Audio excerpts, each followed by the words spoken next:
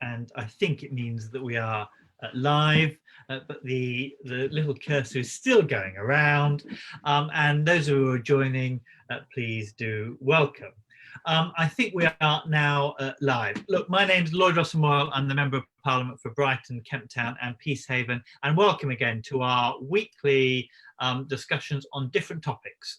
This week we are discussing business in general. I think next week we might focus particularly on some of the issues around Gatwick Airport, Virgin, British Airways, and those bigger issues around businesses in the region. So if you've got questions for them, hold them and for next week.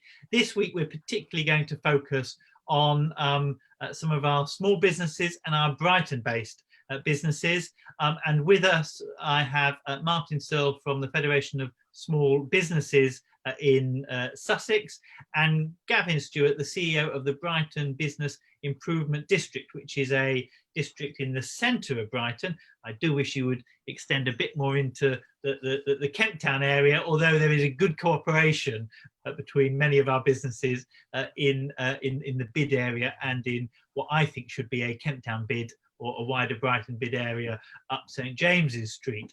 But that probably is a discussion for another day, because one of the things that we're worried about is that there will be businesses at all to improve or not.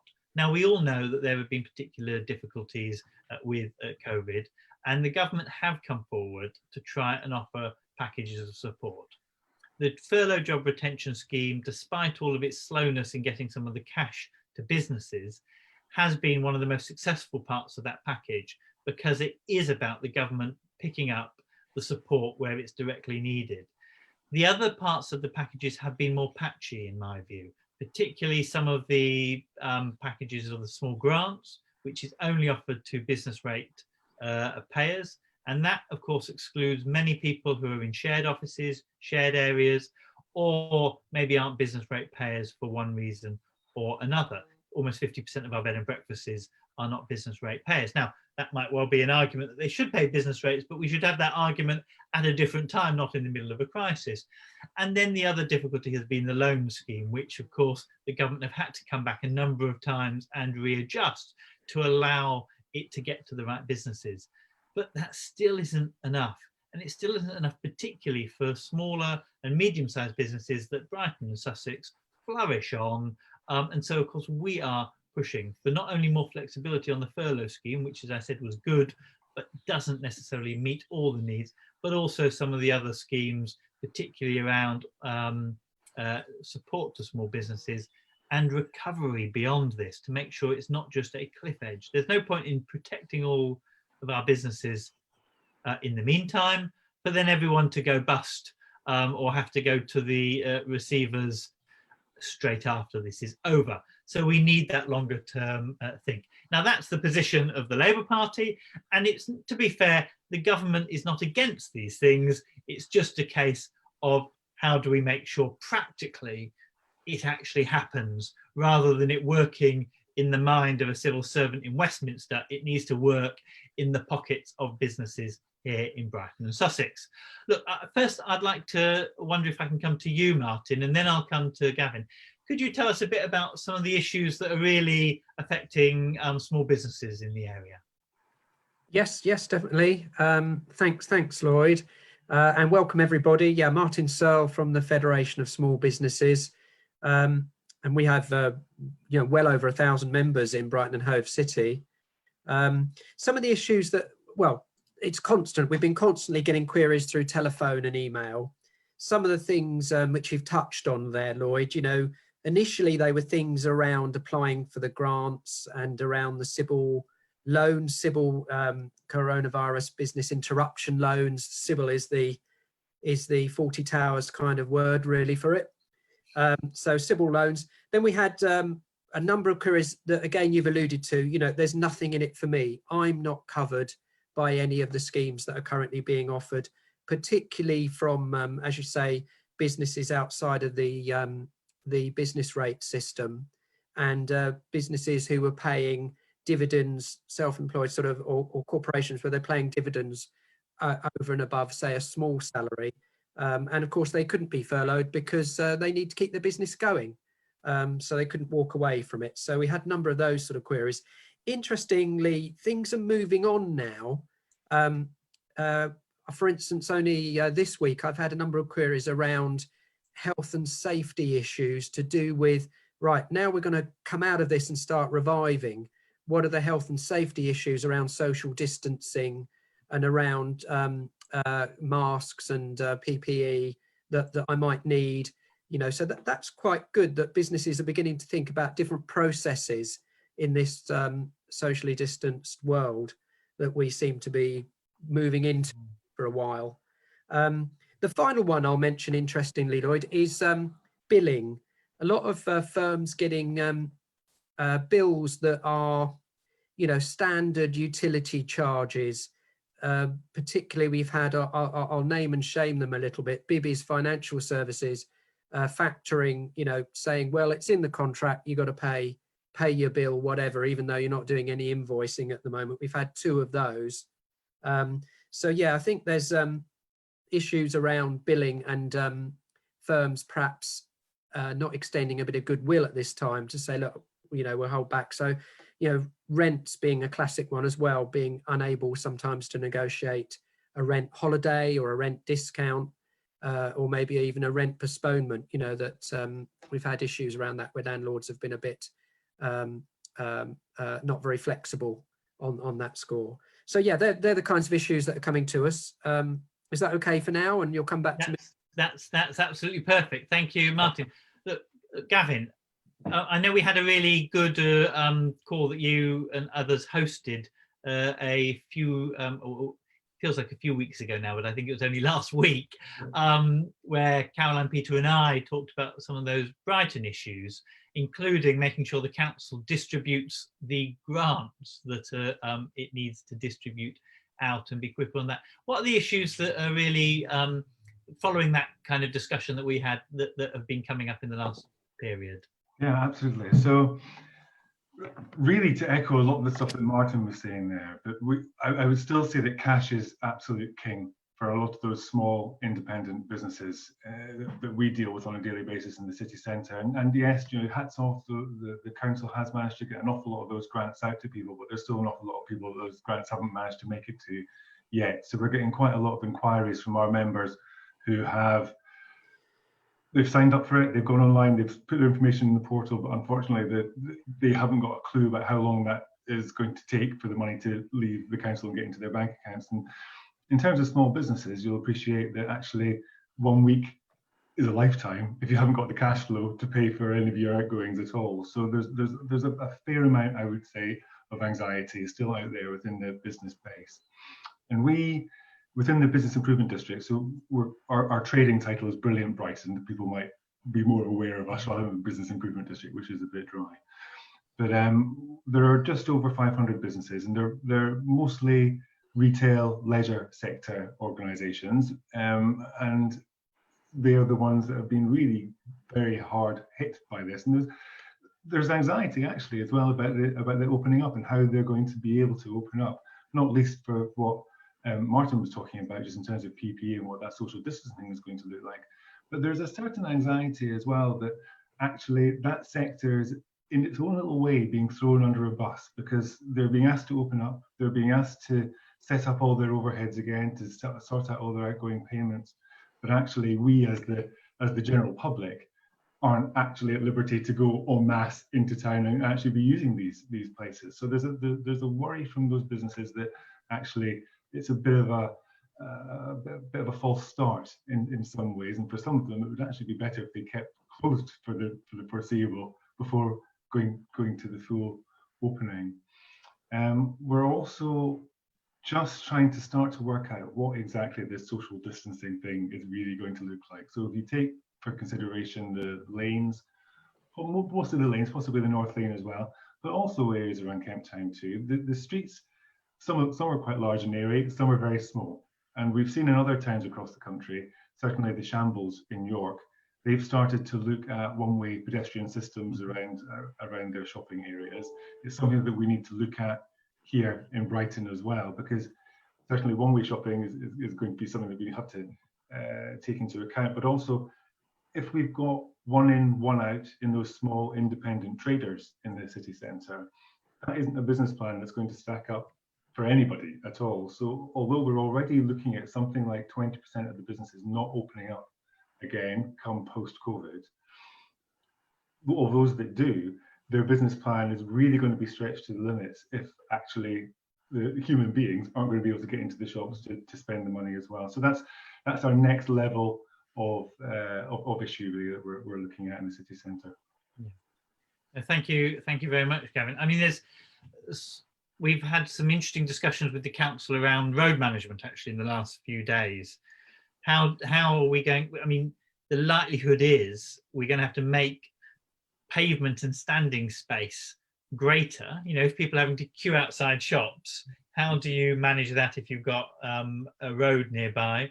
How do you make sure people can still get deliveries and all of that stuff whilst it's a very complicated issue? I hope that we've got some of that one-way issues and some of the other issues around pavement widening is something that that we're looking very positively at. But some businesses just, they won't, I don't know necessarily if they will be able to open with social distancing. You know, my ex-partner is a hairdresser, 3 of them in a very small little salon. You know, kind of, you could have one person working in there, but as soon as you have more than 2 people, and of course you've got a social distance whilst working, so some tasks it just seems impossible. Look, I've got some questions coming in now, so let's move to that. I've got one from Marcus Cohen, who actually is touching on this issue around the portal that you mentioned. So Marcus says, could you kindly ask why what the 23 extra staff are doing with grant application process? It is so frustrating waiting for a response once you apply through the portal. It's been 5 weeks and I don't know even if my application has been processed, let alone confirms whether I'm eligible or not. Waiting for the payment is another issue, but I need to know the timescales of whether I'm going to get it or not, so that I can then make so I don't end up getting behind on rent, electricity and basic expenditure. Thank you. Now, is this something that you're finding a lot in Brighton? Yeah, well, sorry, Martin, I'll no, you go first, Gavin. Yeah, then I'll chip in. Yeah. So, unfortunately, it is something that we're hearing a fair amount of. I mean, as I said at the start there, yes, there are an awful lot of businesses that have been paid and it's been stress-free and absolutely fine, and that's super for them. But for the ones that haven't, the issues that you just outlined there, unfortunately, kind of go across the board. There's issues around not being notified whether that application has gone through successfully or not. There's not understanding how long that is going to take, be that 1 week, 2 weeks, 3 weeks, or in this case, 4, 5, 6 weeks. You know, so what we're trying to do as a business organisation ourselves is just really lobby and support our local council, because I know they are under the cosh here. But what we want to help them to understand really is that these businesses, this is a livelihood of these people. These individuals working in the business sector here, maybe, you know, if you're in the public sector, you've still got your job and you've still got your salary coming in every month. Whereas in the private sector, you absolutely don't have that anymore. So it's trying to help those in the public sector understand that actually things are a little bit more stressful, I suppose, for Martin, what's happening from your side? Yeah, I would agree with everything there. Obviously, Gavin is saying, absolutely agree with that. And yes, and I would say, as you know, my role wider in Sussex.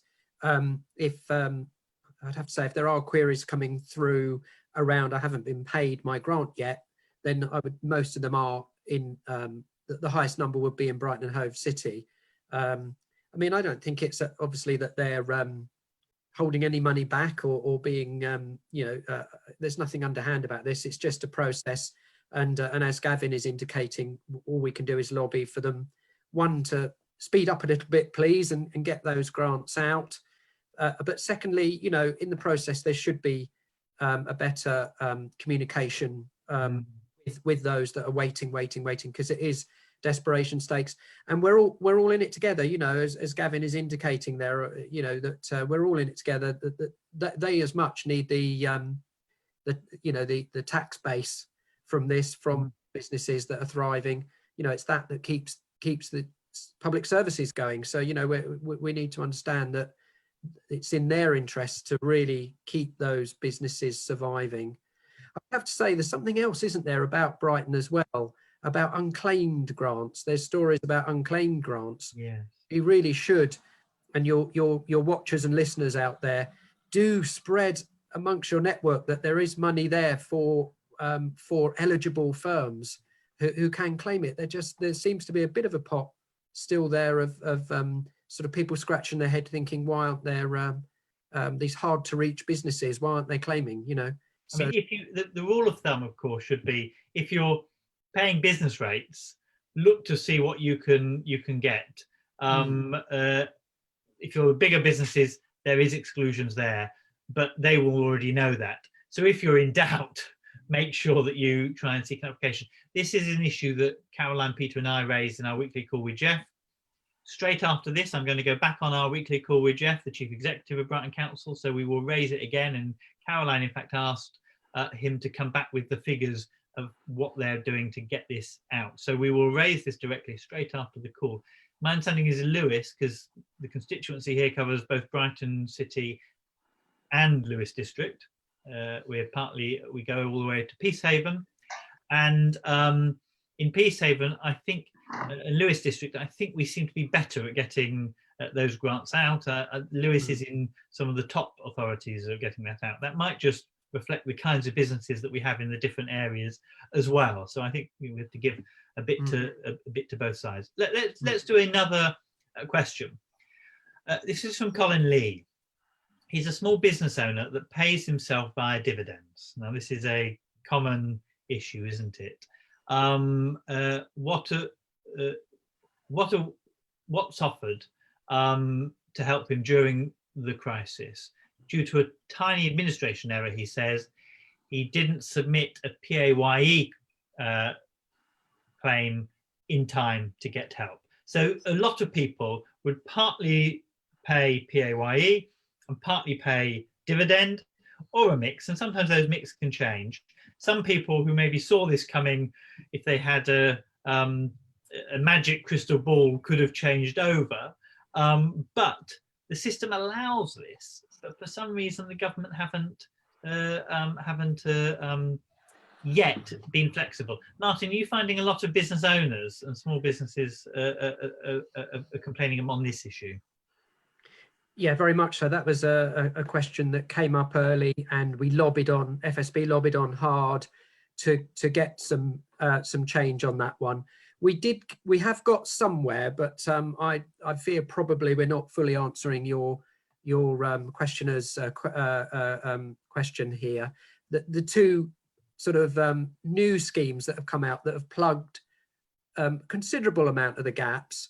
One is obviously the new bounce back Seale loan, which I was really pleased to hear that has a 2.5% cap at the end of it after a year, which, in current times, we don't know what's around the corner, but seems quite good in the sense that we were initially seeing these Seale loans being 9% to 22%, what our members were quoting they were being told they'd have to pay after a year, which is ridiculous given the current situation.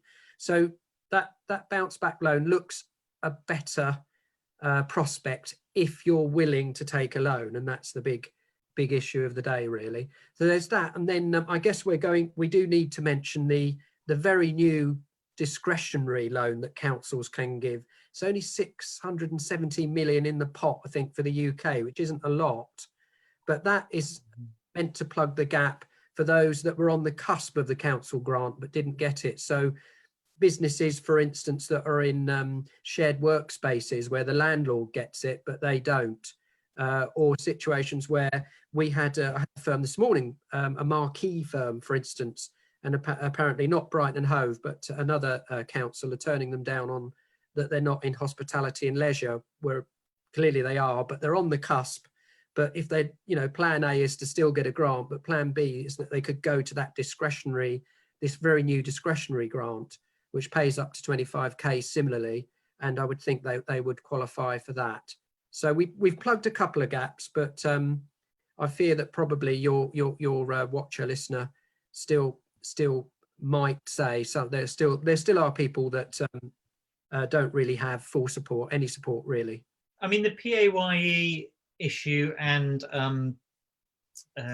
dividend issue was raised again at Prime Minister's questions by Conservative members of Parliament. So this is not just about Labour complaining one direction and Conservatives complaining the other. This is about a genuine feeling that in the calculation it should have been based on not only your net profits, but it should have also in your tax return, but it should have included a bigger variety of assessment, which are all recorded in the tax return annually. These are not things that we don't know the data of. It's just that they're recorded under different lines, and you pay different levels and different kinds of tax.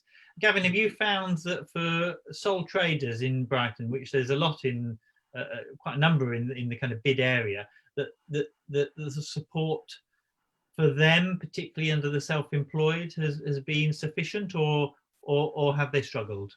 Yeah, I mean, in the main, for the types of businesses that I'm engaging with on a daily basis, a lot of them already pay their business rates, so they're, if they weren't on the list, then they were probably near the edges of the list somewhere. But our problem actually has been largely those businesses with rateable values over 51. And in somewhere like Brighton, you might be forgiven for thinking, oh gosh, if you're a big enough business enough to afford a £51,000 rateable value on your premises, then you're probably all right, Jack. But the reality is that there are some pretty iconic Brighton businesses that fall into that category that are really small, independent, family-run setups. So they haven't got the big corporate backing of your Tesco's or your Primark, say, for example. And in many ways, they've got exactly the same problems as a business with a rateable value below £51,000. They're kind of just being left off the edge there. Now, their only hope is to then go for one of these loans. And I think the anxiety from them is that, why would I want to go for a loan during this period of great uncertainty when I don't know if actually my business is going to even be able to make it past the next 6 to 12 months? I'm going to be saddled with this other albatross as we move forward. So we're actually supporting a bit of a nationwide campaign now. Croydon Business Improvement District kicked it off, and it's a hashtag raise the bar if you want to have a look it up. But it's really trying to get some government support for those businesses that land in between the 51,000 up to 150,000 rateable value category. And just having a bit more understanding that those businesses themselves, although that sounds like a big number, are quite often small in nature as well. Particularly in the hospitality area, where actually you often need much larger rateable value premises, whether it be hotels or whether it be venues and all this kind of thing. And because your business is not about just stacking things in the warehouse. It is, you have to have the space for people, and space for people often is prime space, and so it's very difficult. And Martin, I can see you. Yeah, I'm just going to add to what Gavin says as well. From the smaller business perspective, of course, they're part perhaps of the supply chain of this bigger businesses. So often the bigger businesses are the catalyst for the smaller businesses to supply to be related to. So I think that needs to be added in as well.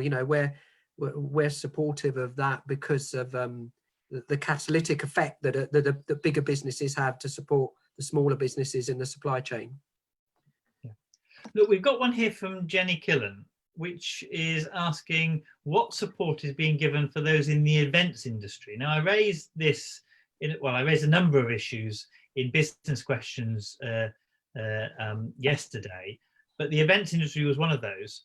Many of the events industry, of course, don't pay business rates because they will do events, for example, like the Warren spoke to me last week, does a third of the Brighton Fringe Festival, sets up an encampment on the parks, of course, non-business rateable. So they don't get that support, although they might now get some of the discretionary support councils can give.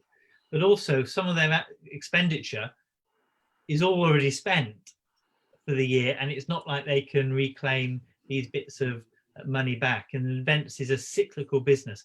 Are you finding that, you know, kind of depending on the seasonal business, are you finding that there are particular industries like the events industry that are struggling more to be able to get the support compared to other parts of the wider hospitality?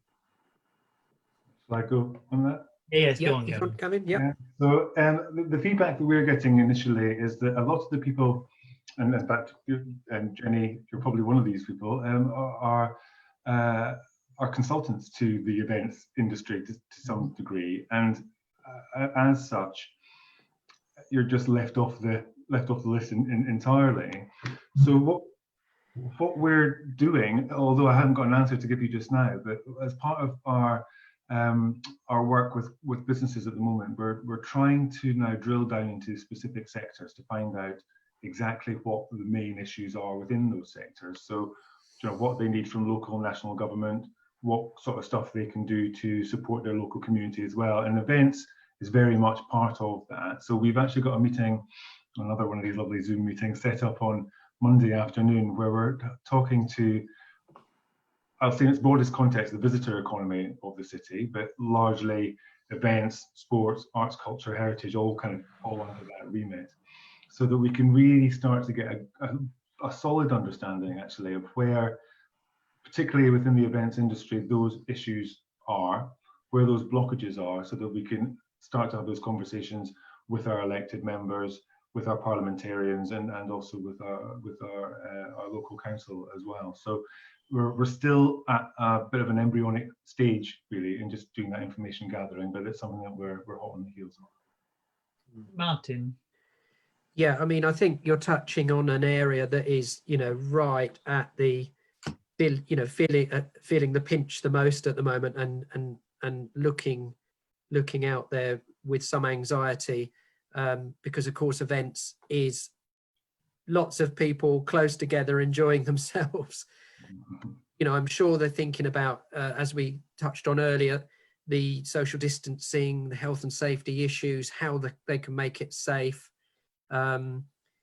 Again, we mentioned the supply chains as well, food, drink, consultants. There's a whole range of supply chain issues around big events as well. So it's not just the event itself. It's almost like an ecosystem, isn't it, of businesses that support those events. So yeah, so they're looking, I think, anxiously to see what they can do using the online world where they can as well, perhaps to run things.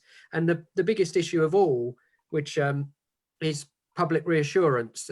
You know, you touched upon it earlier about managing town centres, managing shops, and managing beaches and things like that. I think, you know, most people want to come out, they want to sort of get back to a new normal, but they need to be reassured that they're going to be safe, you know. And I think that's got to come across from Brighton and Hove City Council, for instance, and got to come across very clearly from that event supplier about how they're going to handle those issues. Certainly, you know, until we have vaccines and things like that, that's a challenge for the industry, I think. I mean, both when I've spoken to Brighton Fringe and the Warren, or spoken to Pride, so the bigger events that we have in the city, they have said to me that their suppliers actually have been quite good at trying to be flexible, being, you know, saying, well, if you come back next year and you buy from us without going through a procurement process and you commit to that, we won't charge you this year, or we'll carry over. I think people are being very flexible on these things as much as they can, but there are some things you just can't be flexible on if you're not going to get the numbers in the future. And this is the big question that none of us know, do we? We don't know what will happen with COVID in the long run, whether it will be, if we get a vaccine very quickly, which, you know, would be miraculous, but there is a small possibility. It might well be that we can get back to normal however we want normal to be. It might well be that we want some changes in our normal life, but however we want that future to be quite quickly, it might well be that if we don't get a vaccine for a period of time, then we have to have this social distancing that will continue, that will really mean that we have to change the way that we do things. And I guess that maybe moves us on to John Mansell. Now, this isn't necessarily business related particularly, but John's saying, if you're asked to go back to work, and our employer has a difficulty in doing social distancing, what can we do? So this is about both the employer and the employee. How do we balance that? I mean, everyone's going to try and do social distancing, but there are some workplaces where it's just almost impossible. I'm not sure any of us have the answer for that. I don't know, Gavin or Martin, if you want to come in on either that particular question. Shall I start on this one, Gavin? Yeah, yeah, exactly. I think it's interesting, isn't it? It's with the furlough arrangements. You can see the government a little bit worried at the moment. They may well lift lockdown, and I think they may have been expecting people to then just sort of jump out and go back to work, and everybody to be happy, or not happy, but getting on with things. But there is this subjective element now, or organisational element, where they're going to weigh up their duty of care, and weigh up the health and safety issues before they let them back, regardless of what the government have told us all to do. They're going to be having to weigh that up. And then the individual equally we're all going to be very different in our kind of risk assessment of whether it's a safe place of work to go back to or not. So there's three players in there: government, the organisation, and the individual, who might have something to say around the interpretation of the law on this matter. What on another angle, one thought I had, as we go through revival and into hopefully thriving next year, is that maybe certainly there should be in future government grants or through the LEP or something around the arrangements that different firms are going to need to make for their social distancing, policy to conform to the law. For instance, some, might need perspex shielding, or there might be costs related to making staff can come back and be safe. And I think there should be, grants available to firms to enable them to get back and working, to keep their staff safe and their customers safe. If there's costs involved like that in new equipment, new processes, then I think those are the reasonable places where funding should come through. That seems fair enough to try and call for that, particularly for smaller businesses. Gavin, is there? I mean, we've touched on it a bit, but are there particular concerns about social distancing going forward for employees as well as customers? Oh yeah, absolutely. So really just taking back to that example again, I say a small boutique in the North Lane, and what that looks like in terms of people being able to come in and out. So we've got the problem of people queuing outside, and who's going to police that, and who's going to be policing one person in and out at the same time, and is that going to be one member of staff in the shop having to do multiple roles in that respect, or roles that they had never had to do before?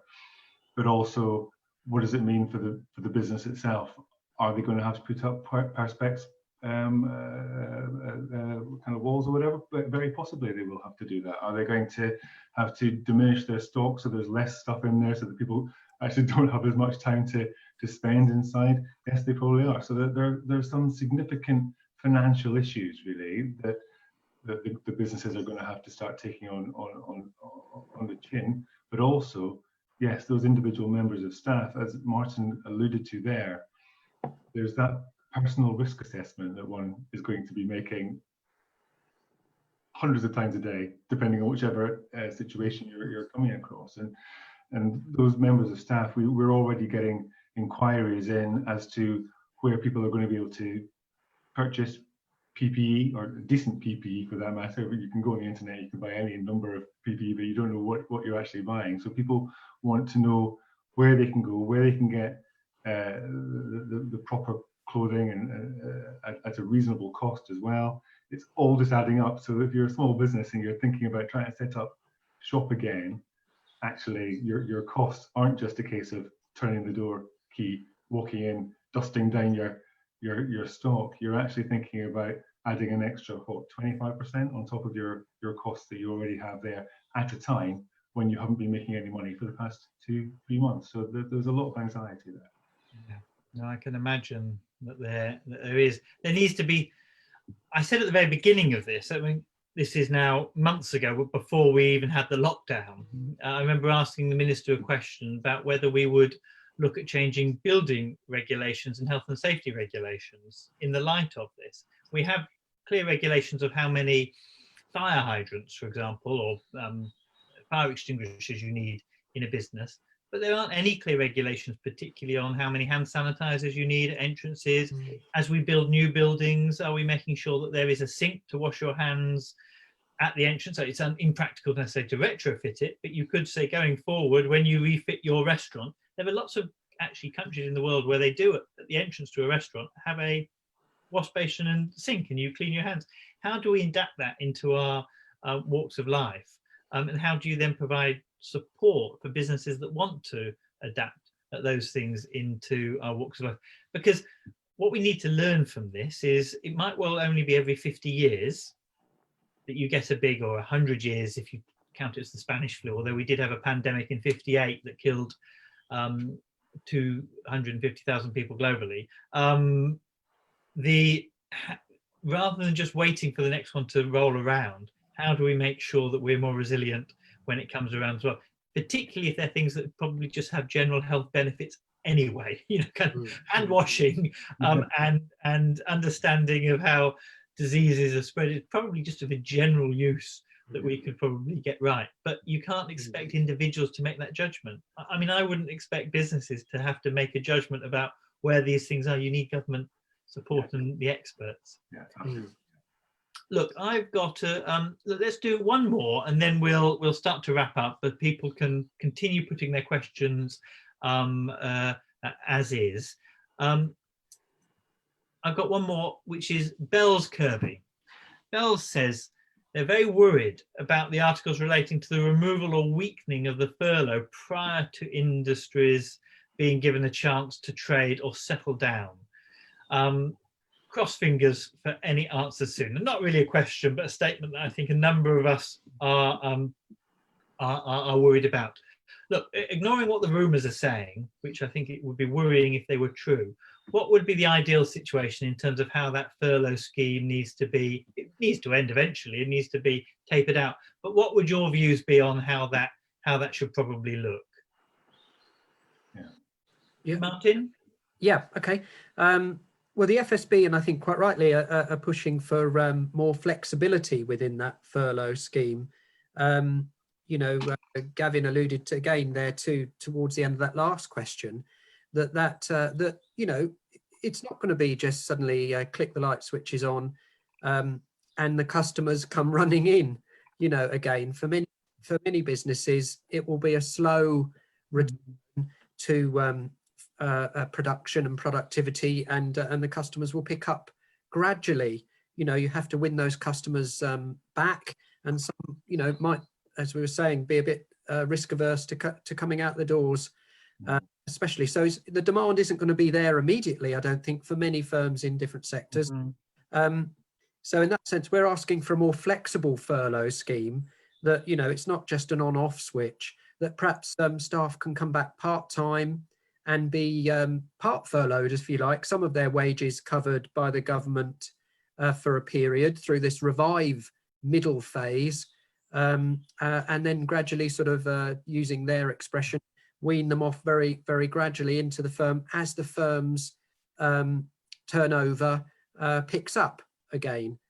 So yeah, we're looking for more flexibility in that furlough scheme, and not it being an on-off switch, because that's a huge cost if it's an on-off switch to suddenly have to pick the full wage bill up again, and actually could backfire, because obviously the business owner will then weigh up the risk actually of, heaven forbid, but making them redundant, which is not not what we want. So we're thinking that flexible furlough might be a way to go to ease us back into the revival phase.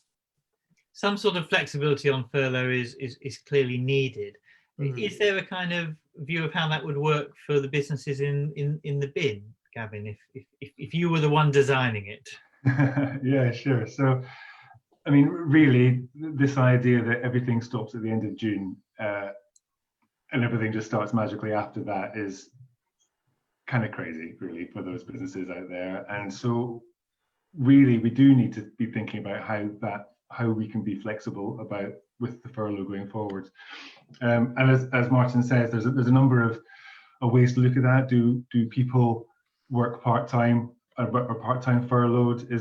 Are there restrictions lifted around whether or not you can do voluntary work, for example, for your charity, and so on and so forth? So there's bits and pieces that maybe need to be tinkered with around the edges. Looking at those businesses certainly the independent retail and leisure sector businesses in the lanes in the North Lane, there's also some noises around whether or not the business rates holiday could be extended as well, because although a year is a fantastic offer on the cards, there's still an awful lot of businesses out there going, actually, we're not going to be in a position come the end of that year to be able to continue to pay going forward. So a little bit of flexibility around that would be useful. And then thirdly as well, looking at the issue of rents and private landlords too, we are very supportive of, once we understand obviously that private landlords are a business in their own right, so we don't want to take money out of people's mouths, as it were.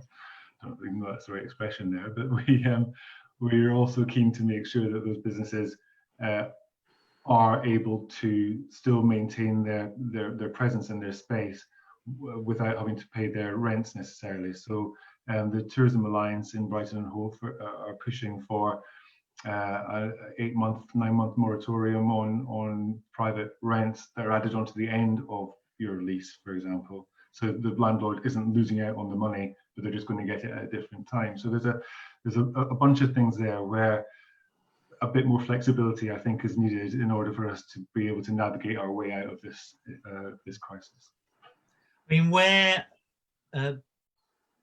people have been flexible, it has been, I think, much appreciated. But there are unfortunately some that aren't flexible or aren't able to be flexible, and that's why you need that stronger guidelines from higher up on these things. Look, our view is that the furlough scheme needs to be much more flexible in its approach, and actually our view, the manifesto I stood on at the last election said that we should be moving away from a business rates system entirely anyway, and we should be having a system that looks more at turnover and profit, because that would be a fairer distinction, and that also looks at social good. You know, if you are a high street business, you are offering far more social good than potentially a same business that can get a much cheaper rateable value in an industrial estate. It's not to punish the industrial estate business, but actually there needs to be some more fairness in that, because one will pay much higher levels than the other. But it's probably that the high street business is contributing to a community in terms of that high street, and that the other isn't, and possibly needs to be supported in that. So our view is that needs to change, and maybe this is an opportunity, because there are many Conservatives also that I speak to that say the business rate scheme isn't working and there needs to be a review. And maybe this may be a good thing that we can try and push to get out of this, is to get a longer term new settlement of how businesses pay their fair share. They need to pay, but it needs to be done fairly, and that doesn't just advantage the wrong kind of people.